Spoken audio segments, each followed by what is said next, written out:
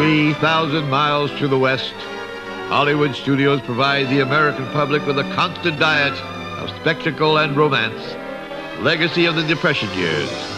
RKO studio boss George Schaefer wants a new kind of picture for a new era.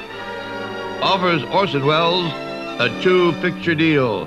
Terms of this contract, carte blanche.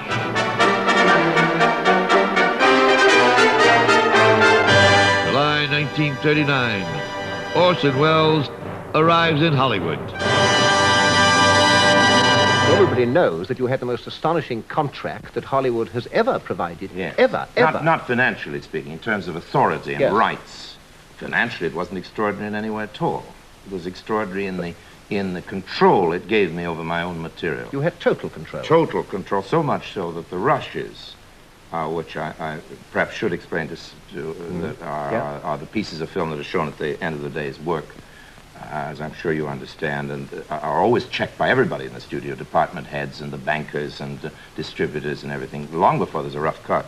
But according to the terms of my contract, the rushes couldn't be seen by anyone. And indeed, the film couldn't be seen until it was ready for release.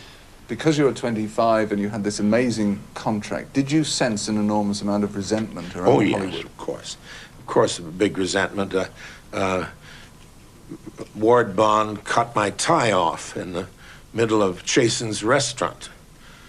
And we went out in the parking lot and had it out, and there was a tremendous resentment from, of course, because nowadays every star has directed a movie. Even the TV stars direct some of their segments. It's perfectly normal for actors to direct themselves.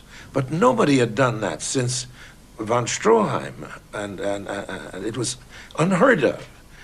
And then that I should be the author and absolute producer. Now, of course, the producers hated me most, because if I could do all those things, then what is the need for a producer? Were you able just to barge through it? Did it affect you personally? No, because I was very lucky, you see. I brought all my Mercury actors with me, so I had a little world of my own. And I thought that'd be a great thing in a movie, to have nobody in the film you'd ever seen before. Citizen Kane is an investigation into a man's life. The investigator played by Mercury actor William Allen. Like Welles himself, the Mercury players had done theatre and radio, but they'd never been near a movie studio. Hollywood had a small-town atmosphere. There was a Hollywood Hotel, a few landmarks, but the studios were very prominent. Most of them were right in Hollywood then.